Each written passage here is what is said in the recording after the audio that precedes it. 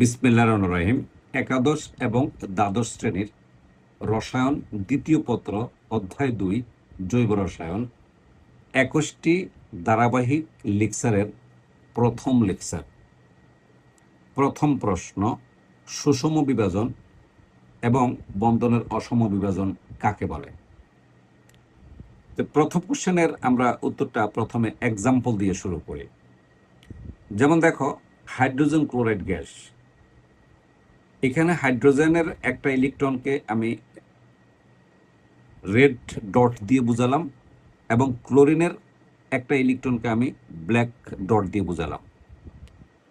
এখন দেখো, এই দুইটা ইলেকট্রন শেয়ারের মাধ্যমে তারা সমযোজী সিগমা বন্ধন গঠন করে।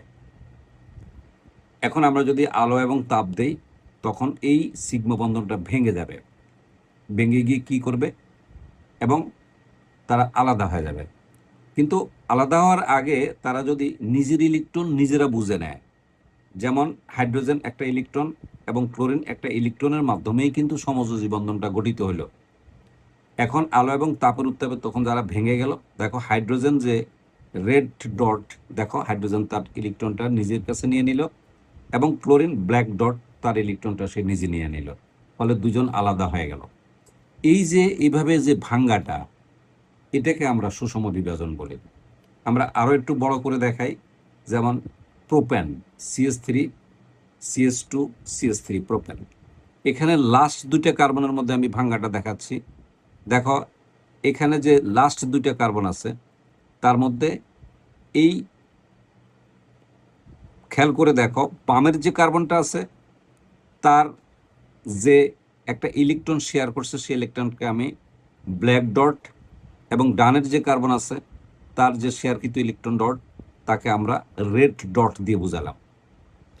আলো এবং উত্তাপের কারণে যখন এই সিগমা বন্ধনটা ভেঙে গেল, তখন দেখো এই যে বামের যে কার্বনটা আছে সে তার ইলেকট্রনটা নিজের কাছে নিয়ে নিল, আর ডানের যে কার্বনটা আছে তার যে রেড ডট ইলেকট্রনটা সে নিজে নিয়ে নিল, ফলে দুজন আলাদা হয়ে গেল।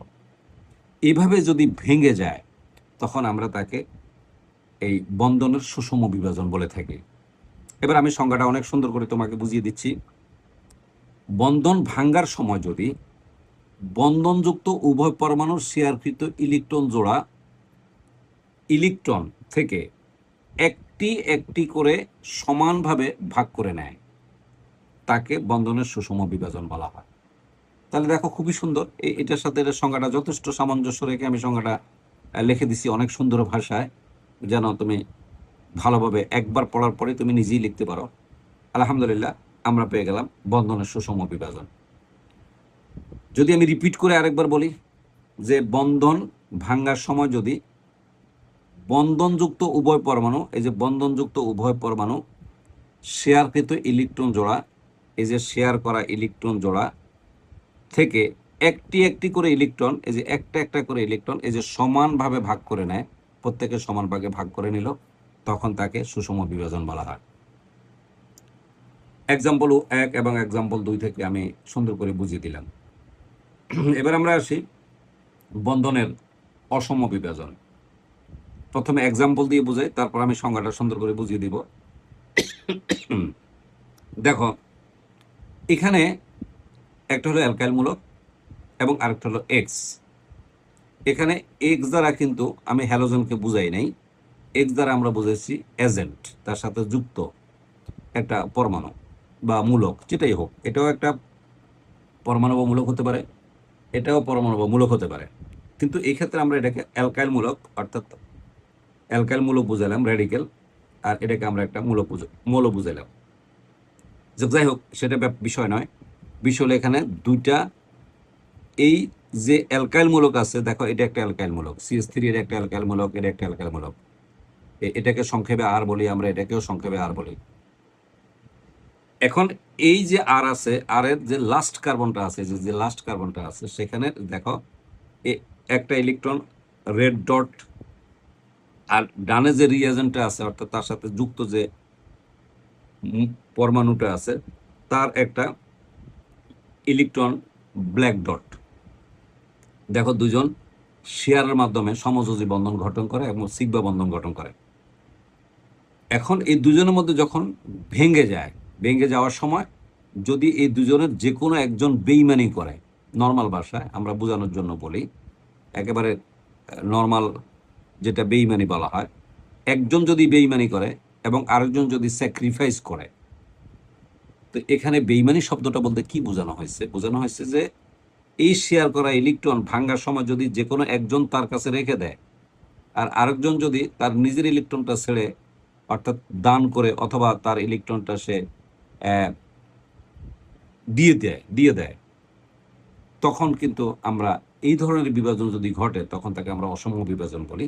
আমি সুন্দর করে দেখাইছি, এখানে দেখো দুইটা পার্টিশন দিয়ে দেখালাম যে এখানে দেখো যখনই তারা ভেঙে গেল, দেখো এই যে রেড ডট এবং ব্ল্যাক ডট, এই যে দুইটা ইলেকট্রন, দেখো দুইটা ইলেকট্রন আর নিজের কাছে রেখে দিল, আর এখানে এক্স কিন্তু স্যাক্রিফাইস করে চলে গেল, ফলে এই আরটা হয়ে গেল নেগেটিভ আর এক্সটা হয়ে গেল পজিটিভ। আবার এরকম হতে পারে, এভাবে না হয় নিচেরটা হতে পারে, দেখো আর স্যাক্রিফাইস করতে পারে, দেখো আর যখন যদি স্যাক্রিফাইস করে আর হয়ে যাবে পজিটিভ, এখানে এক্সট্রা যদি বেইমানি করে বা দুইটাই নিয়ে যায় তখন এক্সট্রাকে আমরা নেগেটিভ বলে ফেললাম। যদি এই ধরনের বিভাজনটা ঘটে তখন তাকে আমরা অসম বিভাজন বা বিষম বিভাজন বলি। এবার আমরা ডেফিনেশনটা সুন্দর করে তোমাকে বুঝিয়ে দিচ্ছি। এই যে সমযোজী বন্ধন, এ দেখো সমযোজী বন্ধন ভাঙ্গার সময় যদি তারা ভেঙে যায়, ভাঙ্গার সময় শেয়ারকৃত উভয় ইলেকট্রন বন্ধনযুক্ত একটি পরমাণুর সঙ্গে চলে আসে। এই যে বন্ধন পরমাণুর সাথে একটার সাথে চলে আসে, হয় এটার সাথে নয় এটার সাথে চলে আসে, এবং অপর পরমাণুর শেয়ারকৃত ইলেকট্রনের কোনো অংশই পায় না। এই যে শেয়ারকৃত ইলেকট্রনের কোনো অংশই কিন্তু এখানে এ পায় নাই, আবার যখন এই ক্ষেত্রে দেখি তখন এ পায় নাই, তবে তাকে বন্ধনের বিষম বিভাজন বলা হয়ে থাকে। নিশ্চয়ই তুমি ব্যাপারটা পরিষ্কারভাবে বুঝতে পারছো, আমি চেষ্টা করছি ইনশাল্লাহ। আমি এটাকে স্ক্রিনশট নিয়ে নাও, তারপরে সুন্দর করে নিজে নোট করে নেবে। আর যদি তুমি আমার এই হ্যান্ড নোটটা পেতে চাও তাহলে তুমি কমেন্টস করবে এবং ইনবক্স করবে। আর এই ক্লাসগুলো ইউটিউবেও পাওয়া যাবে, সেখান থেকেও তুমি দেখে নিতে পারবে। এবার আসি পরবর্তী কোশ্চেন, ফ্রি রেডিকেল কাকে বলে বিবরণ দাও। এখানে ফ্রি রেডিকেল সংজ্ঞার সাথে সাথে যখনই বিবরণ দাও বলবে তখন এটার সক্রিয়তা ক্রম এবং বৈশিষ্ট্যটা লেখা লাগবে। তো আমি সুন্দর করে তোমাকে বিবরণটা বুঝিয়ে দিচ্ছি ফ্রি রেডিকেল জিনিসটা কি। ফ্রি রেডিকেল তখনই ক্রিয়েট হবে যখন সমযোজী সিগমা বন্ধনের মধ্যে এই সুষম বিভাজন ঘটে। দেখো আমি তোমাকে দেখাই, তিনটা এক্সাম্পল আমি তোমাকে সুন্দর করে দেখাচ্ছি।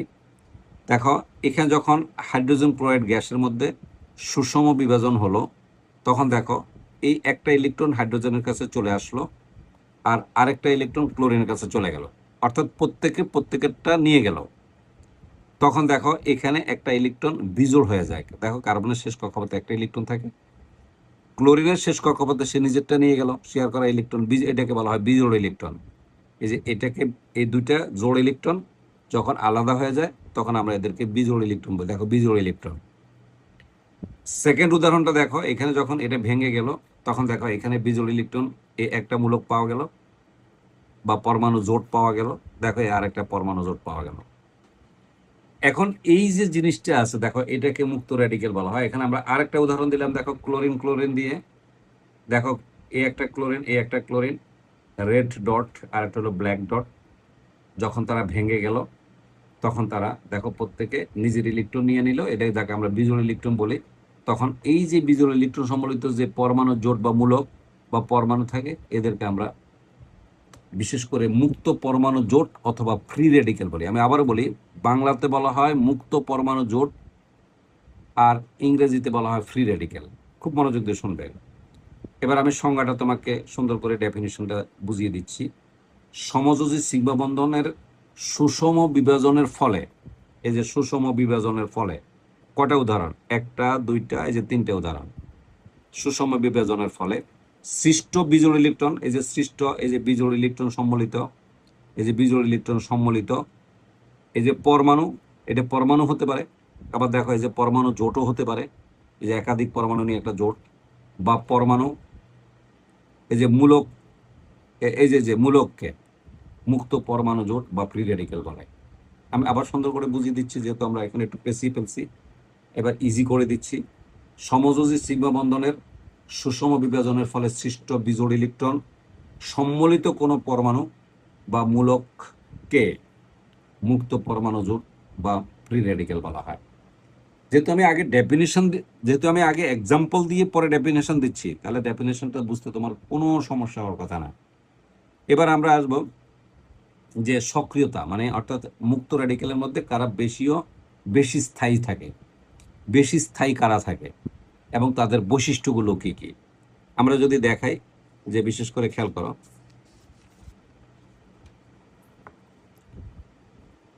এই যে অ্যালকাইল মূলকের, এই যে অ্যালকাইল ফ্রি রেডিক্যালের সমূহের স্থায়িত্বের ক্রম, অর্থাৎ কে বেশি স্থায়ী থাকে। দেখো যদি এই 3টে অ্যালকাইল মূলকযুক্ত কার্বন হয়, তখন এটা স্থায়িত্বকাল এই যে সবচেয়ে বেশি। দেখো এই যে R3, এটাকে আমি বন্ধন ছাড়া দেখাইলাম, এটাকে আমি বন্ধন দিয়ে দেখাইলাম, মানে এইটা আর এটা এক জিনিস। হ্যাঁ, তুমি দুটিই দিতে পারো, স্যারে আরো বেশি খুশি হবে। আলহামদুলিল্লাহ, যিনি খাতা কাটবেন উনি সন্তুষ্ট হবেন এবং ইনশাল্লাহ উনি খুব নাম্বার দিতে কোনো কৃপণতা করবেন না। এই যে দেখো R3C, এটা সবচেয়ে বেশি স্থায়ী হয়, এই যে ইজ গ্রেটার দেন স্থায়ী। তার চেয়ে কম স্থায়ী হলো R2 হলে, আর যদি আর একটা হয় তাহলে সেটা আরো কম স্থায়ী। একেবারে যদি আর না থাকে তখন তাকে আমরা সবচেয়ে কম স্থায়ী বলে থাকি। এই যে একটা দুইটা তিনটা আর, একটা দুইটা আর, এই যে এখানে একটা মাত্র আর, এখানে কোনো আর নাই। তাহলে নিশ্চয়ই বুঝতে পারছো যে স্থায়িত্বের দিক থেকে, এবং এটা এমসিকিউর জন্য সবচেয়ে বেশি ইম্পর্টেন্ট, এখান থেকে একটা এমসিকিউ হয়। এবার হলো বৈশিষ্ট্য, যে ফ্রি রেডিকেলের কোনো আদান বা চার্জ থাকবে না, মানে কোনো আদান বা চার্জ থাকবে না। 2 নম্বর, এরা স্বল্প স্থায়ী, মানে এরা স্থায়িত্ব খুব কম। এরা খুবই সক্রিয়, মানে এরা নিষ্ক্রিয় না, এরা রাসায়নিক বিক্রিয়া খুব সক্রিয়তা দেখায়। এরা বিক্রিয়ার অন্তর্বর্তী প্রতিনিধি বা প্রজাতি হিসেবে কাজ করে, অর্থাৎ যখনই কোনো বিক্রিয়া হয় তখন এরা খুব দ্রুত বিক্রিয়া অংশগ্রহণ করে এবং অন্তর্বর্তী একটা যৌগ গঠন করে। হ্যাঁ, এই জন্য বলা হয়েছে অন্তর্বর্তী প্রতিনিধি হিসেবে কাজ করে। এবার হলো আমাদের ফ্রি রেডিক্যাল আমাদের শেষ, এবং খেয়াল রাখবা ফ্রি রেডিক্যাল পরীক্ষায় আসে, খুব ইম্পর্টেন্ট, খুবই গুরুত্বপূর্ণ। এবার হলো পরবর্তী যে 3 নম্বর কোশ্চেনটা আছে, সেটা হলো মিথেন এবং ক্লোরিনের ফ্রি রেডিক্যাল বিক্রিয়া কৌশল ব্যাখ্যা করা। এটা ভেরি ভেরি ইম্পর্টেন্ট, অত্যন্ত গুরুত্বপূর্ণ।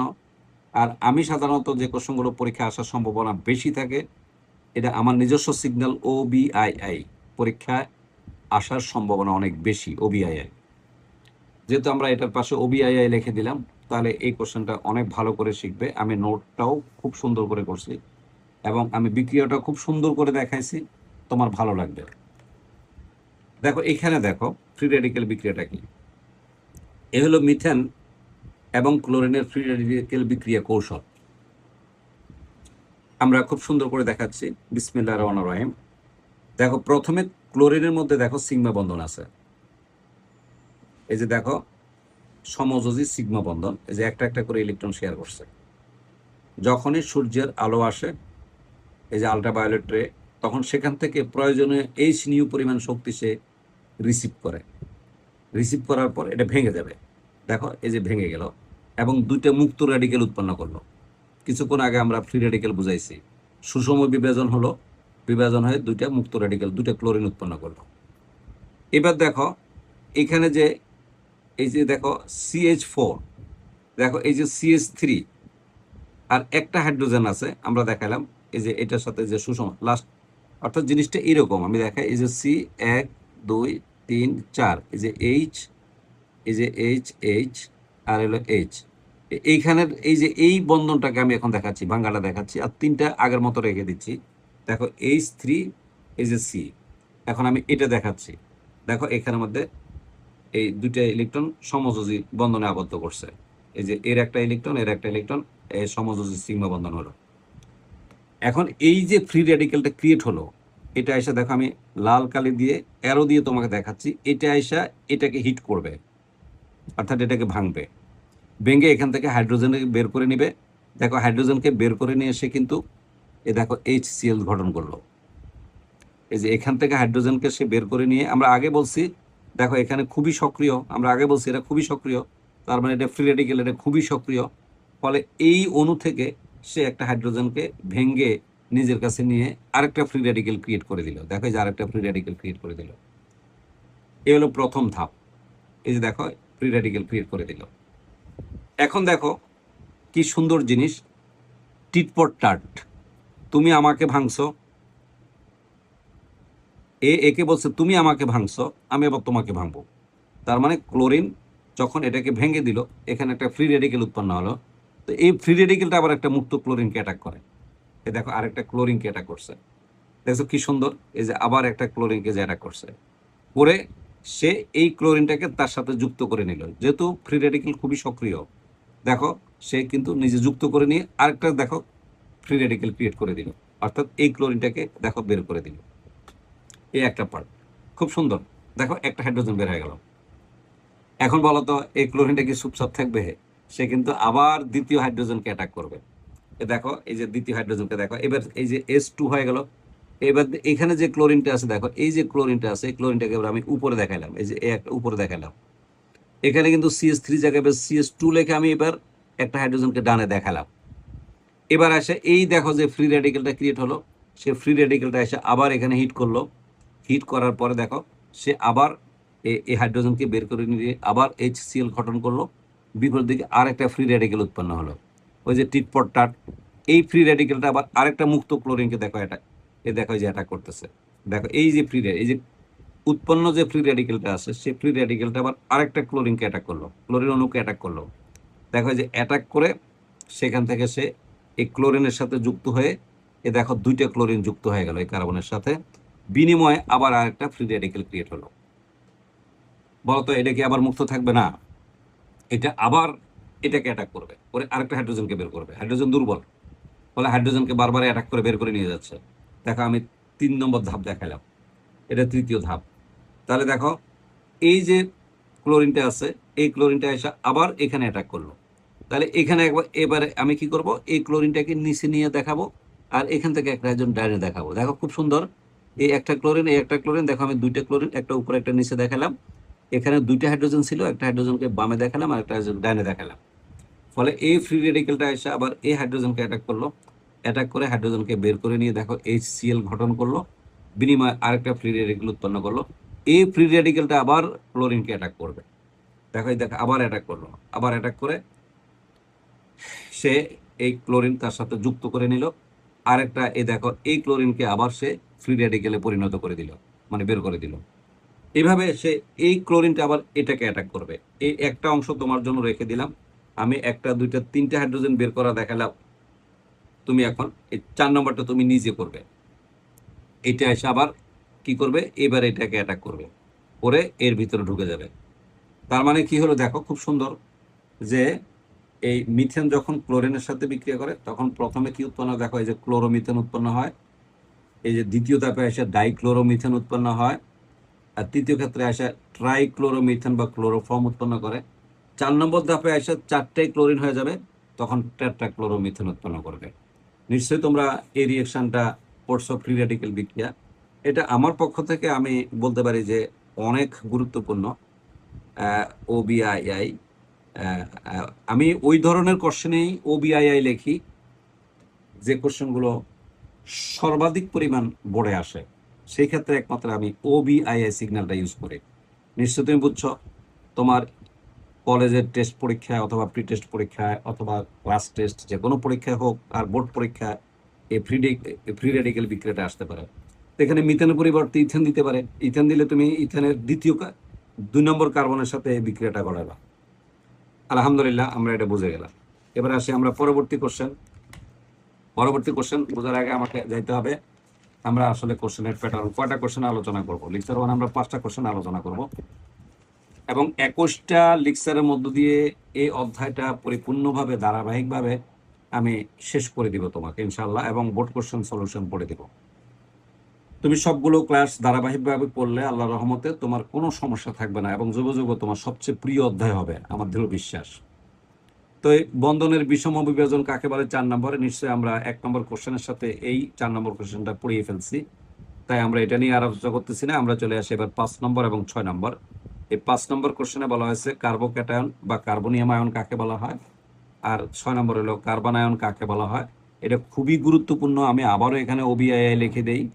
আমি কিছুক্ষণ আগে তোমাদের বলছিলাম আমি কখন ওবিআইআই লিখি, যে কোশ্চেনগুলো বোর্ড পরীক্ষায় সর্বাধিক পরিমাণ আসে সে কোশ্চেনগুলোর ক্ষেত্রে আমি ওবিআইআই লিখি।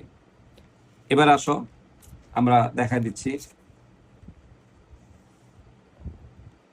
কার্বোক্যাটায়ন কাকে বলা হয়। আমরা কিছুক্ষণ আগে যে ব্যাখ্যাটা দিলাম সেটা এভাবে দিলাম যে যখন সুষম বিভাজন হয় তখন ফ্রি রেডিকেল ক্রিয়েট হয়, আর যখন অসম বিভাজন হয়, খুবই সুন্দর, যখন অসম বিভাজন হয় তখনই কিন্তু কার্বনিয়াম আয়ন অথবা কার্বোক্যাটায়ন এবং কার্বন আয়ন ক্রিয়েট হয়।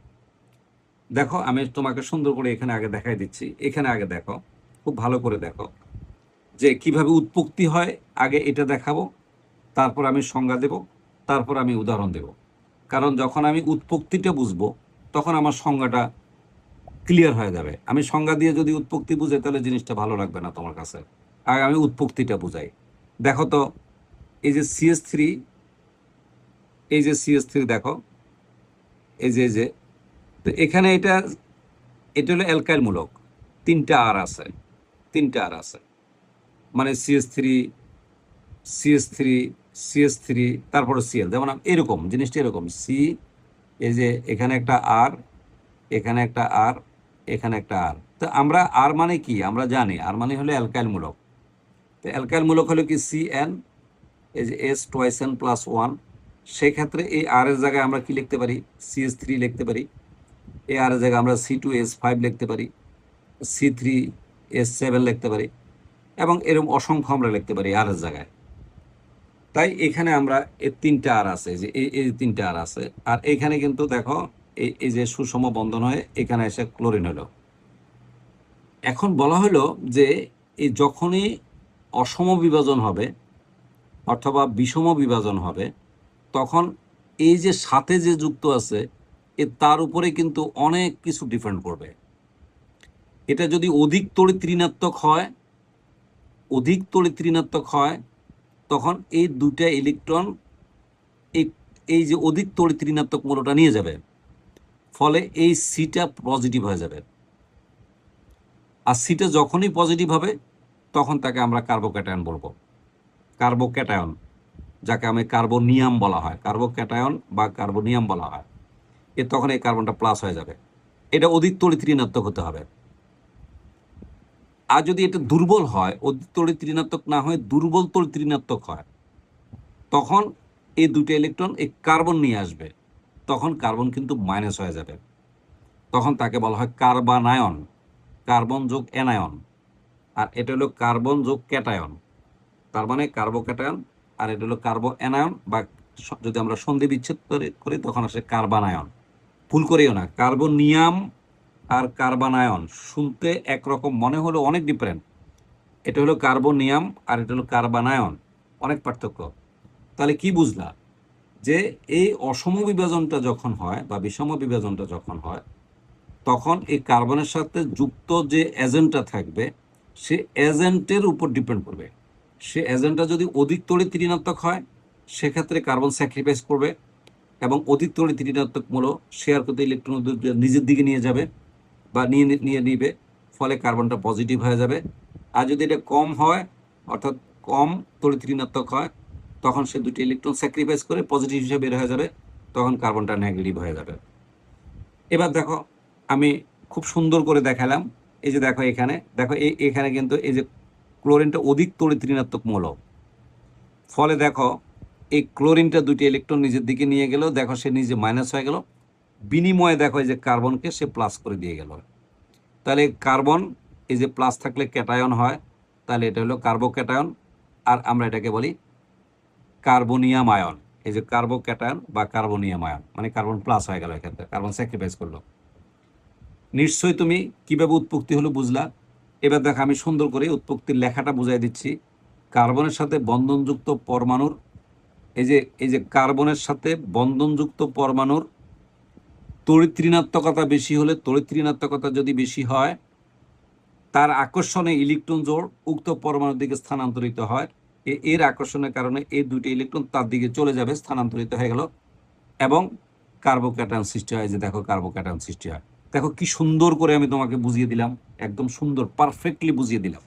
ঠিক পরীক্ষার হলে এটাই লিখবে, সর্বোচ্চ নাম্বার পাবে ইনশাল্লাহ। এবং আমার এই নোট ইনশাল্লাহ বিভিন্ন কলেজের যারা স্টুডেন্টরা পড়ে তারা যখন পরীক্ষা লেখে পূর্ণ মার্কস পায় ইনশাল্লাহ। আর বেশ কয়েকটা কলেজের টিচার এই নোটের বেশ ভালো প্রশংসা করছেন, আলহামদুলিল্লাহ, ওনাদেরকে অনেক ধন্যবাদ। দেখো এই যে এটা নিশ্চয় আমি বুঝাইলাম। এখন আমরা সংজ্ঞাটা কিভাবে লিখবো। এই যে জৈব অণুর, এই যে দেখো জৈব অণুর সমযোজী বন্ধনের এই যে বিষম বিভাজনের ফলে, এটা হলো মেইন কথা। এই যে বিষম বিভাজনের ফলে সৃষ্ট ধনাত্মক আধানযুক্ত, এই যে সৃষ্ট ধনাত্মক আধানযুক্ত কার্বন পরমাণু বিশিষ্ট, এই যে ধনাত্মক আধানযুক্ত কার্বন পরমাণু বিশিষ্ট এই যে আয়নকে কি বলা হয়, কার্বোক্যাটায়ন বলা হয়। এর চেয়ে সহজভাবে সংজ্ঞা তুমি কোথাও পাবে না। এত সুন্দর করে সহজ সংজ্ঞা তুমি কোথাও পাবে না। এটা খুব সহজ সংজ্ঞা, প্লাস এই ব্যাখ্যাটাও অনেক সুন্দর করে আমি দেওয়ার চেষ্টা করছি। এটাও তুমি অন্য কোথাও পাওয়া কিনা আমি জানি না, তবে এটা খুব সুন্দর করে আমি লিখে দিচ্ছি যেন তুমি ভালো বুঝো। নিশ্চয় আমি সংজ্ঞাটা বুঝালাম, আমি কিভাবে ক্রিয়েট হয় সেটা বুঝালাম। এখন আর দুটো জিনিস বাকি আছে। একটা হলো উদাহরণ। উদাহরণ তো তুমি নর্মালি বুঝে, এটা মিথাইল, এই যে দেখো একটা কার্বন আছে তাহলে মিথাইল কার্বোক্যাটায়ন, এই যে দুইটা কার্বন আছে তাহলে ইথাইল কার্বোক্যাটায়ন, প্রোপাইল কার্বোক্যাটায়ন, এগুলো অসংখ্য তুমি লিখতে পারো। আর সক্রিয়তা ক্রমের দিক থেকে এখানে কিন্তু যদি আর বেশি হয় তাহলে তার সক্রিয়তা কম হবে, আর এই যে আর যত কমতে থাকবে, যে আর তিনটা দুইটা একটা নাই, তার মানে আর এর মান যখন বেশি হয় তখন তার সক্রিয়তা কম হয়। এটা চেয়ে এটা সক্রিয় বেশি হবে, তার চেয়ে এটা সক্রিয় বেশি হবে, তার চেয়ে এটা সক্রিয় হবে। তো যদি তিনটা আর থাকে তাহলে আমরা তিন ডিগ্রি অ্যালকাইল মূলক বলি। এটা হলো 2 ডিগ্রি অ্যালকাইল মূলক, এটা হলো 1 ডিগ্রি অ্যালকাইল মূলক, এটা হলো 0 ডিগ্রি অ্যালকাইল মূলক। যদি কোনো আর না থাকে তখন তাকে 0 ডিগ্রি অ্যালকাইল মূলক বলা হয়। তার মানে 3 ডিগ্রি অ্যালকাইল মূলকের সক্রিয়তাটা সবচেয়ে কম, তার থেকে 2 ডিগ্রি অ্যালকাইল মূলকের সক্রিয়তাটা সবচেয়ে বেশি কার্বোক্যাটায়নের ক্ষেত্রে। আর এরপরে 1 ডিগ্রি অ্যালকাইল মূলকের সক্রিয়তা তার চেয়ে বেশি হবে, এবং 0 ডিগ্রি অ্যালকাইল মূলকের যেটা আছে সেটা সক্রিয়তা সবচেয়ে বেশি হবে। এবার কার্বনায়ন, তুমি যদি কার্বোক্যাটায়ন পারো, হুবহুব এই জিনিসটাই এখানে তুলে দিবে, জাস্ট নেগেটিভ অর্থে লিখবে। দেখো আমি সুন্দর করে বুঝিয়ে দিচ্ছি। কোনো জৈব অণুর, দেখো কোনো জৈব অণুর এই যে সমযোজী বন্ধনের বিষম বিভাজনের ফলে, এই যে সমযোজী বন্ধনের যে বিভাজনের ফলে, দেখো এখানে ছিল ধনাত্মক, এই শুধু এখানে একটা শব্দ আমি লাগাইছি, এই যে শুধু এই যে ঋণাত্মক, এই যে ধনাত্মক এবং এই যে ঋণাত্মকতা কম হলে এই বন্ধন সৃষ্টিকারী, এই যে এই যে বিভাজনের ফলে সৃষ্ট এই যে ঋণাত্মক চার্জযুক্ত, দেখো এখানে এই যে ধনাত্মক চার্জযুক্ত আর এখানে ঋণাত্মক চার্জযুক্ত এই কার্বন পরমাণু বিশিষ্ট, এই যে কার্বন পরমাণু বিশিষ্ট আয়নকে কার্বনায়ন বলা হয়। এই যে আয়ন কার্বন অণু, মানে এটা যদি পারো শুধু এই ধনাত্মকের পরিবর্তে ঋণাত্মক লিখলেই কার্বনায়ন হয়ে যাবে। আশা করি তুমি বুঝতে পারছো। তার মানে এটা ভালো করে একদম কমপ্লিটলি ভালো করে বুঝবা এবং নিজস্ব মেধা দিয়ে মনে রাখার চেষ্টা করবে, এবং বারবার তুমি যখন বুঝে যাবে অটোমেটিক এটা তোমার মুখস্থ হয়ে যাবে ডেফিনেটলি। এবার উদাহরণ ঠিক একেবারে ঠিক এটার মতো করেই উদাহরণ, একই উদাহরণ দিলাম। এই দেখো এই যে কার্বনায়ন যখন হয় তখন এই দেখো আমি আরো সুন্দর করে উদাহরণটা তোমাকে বোঝাচ্ছি। দেখো সোডিয়াম কিন্তু ধনাত্মক, এর ঋণাত্মকতা খুবই কম। ক্লোরিন অধিক তড়িৎ ঋণাত্মক মূলক, এটা যে অধাতু। দেখো তোমার বোঝার স্বার্থের জন্য আমি এখানে সোডিয়াম লাগাইছি।